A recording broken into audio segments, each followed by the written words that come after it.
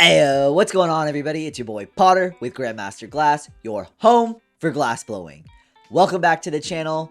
Weekly glass recaps, talking about all things Borosilicate, about the Hefe Glass scene, art, shows, artists, drama, anything that I think is interesting that happens throughout the week. Thank you for tuning back in. Before we get going, please consider giving this video a thumbs up and subscribing, but let's get right into it.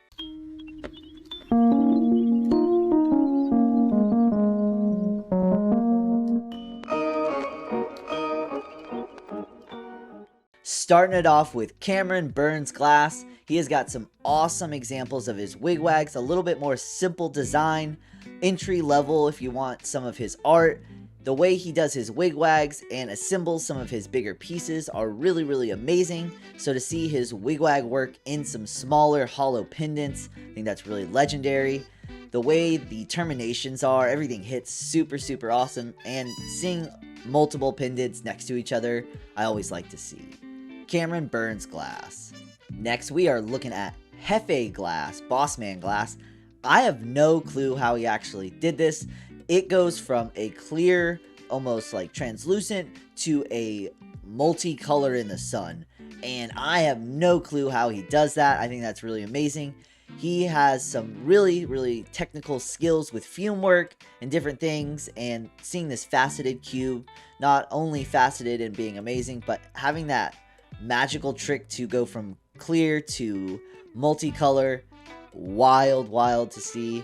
I'd like to know what the secret is to that, but it'll probably remain a secret. Next, we have got Glassman Cometh. This guy, he is actually a Twitch streamer, super awesome. I've been following him for a while, so I thought I would just give him a feature here on the show. Whipped up a little Hello Kitty pendant. But go check him out, go drop a follow, and check him out on Twitch. I think that's really awesome that he stays consistent and provides that entertainment and shows people a live insight to what he does every day in glass blowing. So yeah, Glassman Cometh, killing it with the Hello Kitty. Yo, okay, so this guy, up next is Disco Sucks.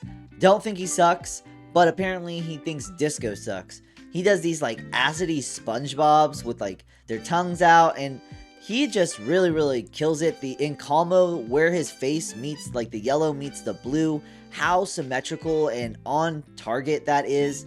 The fact that it's a hollow pendant and he's got like a little millie on his tongue. I think that's super wild to see, and I've just been watching him over the last few months, and I thought I'd drop a feature on the show. He is super cool and consistent. He is going from wide ranges, but staying within that acidy SpongeBob look. So I think it's really cool to be pushing the boundaries, but keeping that theme alive. So yeah, Disco Sucks. Next, we are looking at JH Glass. So I love to see all the pendants together and probably to be separated and never together again. But looking at his designs and how intricate the pattern work is, so amazing to see. The bottom left with that opal in the center. And I don't even know what colors those are. Maybe like the top left would be royal jelly. Maybe the top right is peach. The bottom right, I don't even know what color. I'm just now noticing the opal and the bail up top. Super sneaky. I really like opal placements up there. And yeah, that center piece with the mountain range takes so long for like that glass pointillism stippling. It's just, what an amazing technique. And I've featured him before, but I thought I'd just take some time, show him off today. JH Glass. Looking at Vetropod, this guy is insane with the hyper realism with insects. And this one, he says, is a blowfly, and you can just see with his thumb right there for comparison, it's just like, it is crazy how detailed and how accurate he nails the glass. It's just so cool to see people and the way they can apply the glass that I can't even imagine possible. So yeah, Vetropod, go check him out. Next, looking at rompey, just rompey, and he has got some almost like sacred geometry, real trippy looking art, backed on like maybe purple rain, very translucent. And yeah, I don't even know what that blue color is. The multiple shades and how tight and precise that line work is. Crazy to see that stringer drawing. and so symmetrical. I just really enjoy this. He said this is number 8 in the series that he's doing. So yeah, Frompy killing the stringer disc flips. Go check him out. Next, we've got a functional piece from Sherbert Glass Art. He says he has been making more functionals this year over his pencils. I think that's super awesome to see. And the way he's got this classic shaping going on, you can just see just how nicely it fits in the hand. Looking up close at his millie that he attached, the mouthpiece is quite symmetrical and nice. So just the whole thing is very cool to see somebody doing something a little bit different, making more pipes than what he is usually known for. So Sherbert Glass Art, he stays super consistent with the content.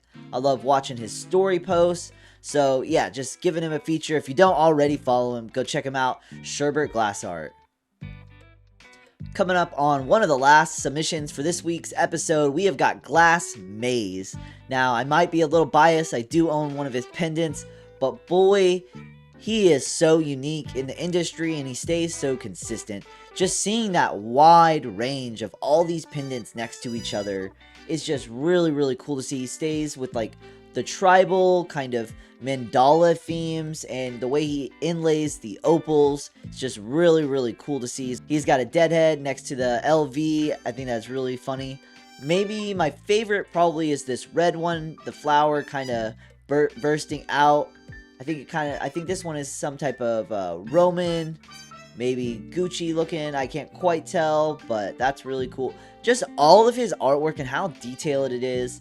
There's not anybody else that really does it like him, so he's very unique in what he does. So go check him out if you don't already follow him, Glass Maze. Coming up on the last submission, Kenaroo Glass. He makes the coolest glass ponds. These pond pendants, these flower gardens, the way he gets the actual kind of waterfall into the pond, the entire scene is insane. It takes so much time and forethought, and to be able to assemble a millie scene like this so well, so accurate looking, where you can just look into it and get lost.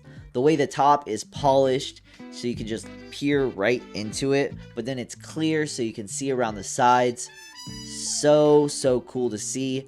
Really thought I'd feature this one because it's amazing. I mean, to be able to wear a tiny little world around your neck, I think is really amazing. Pendants are one of my favorites. There are a lot of pendants in this week's episode, so I thought, you know, let's definitely stay heavy with the pendant theme. So I hope you guys enjoyed that.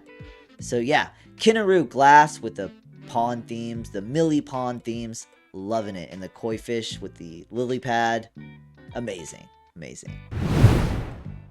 Alrighty guys, I think that's where we are going to end this week's episode. I hope you guys are enjoying the weekly glass recaps, just looking at art, showing you guys what I think is valid just throughout the week. There's so much art that just goes right by on Instagram. You miss so much, and it's all amazing. And then there's so much I miss, even what I do and how intricately I try to look and pay attention and see things. I always miss stuff. There's some things that will get reposted, or I'll look at somebody's page and I'll have never seen it before and I'll have missed it. So hopefully I am providing a service to you guys, and you guys are seeing things that you might have missed during the week.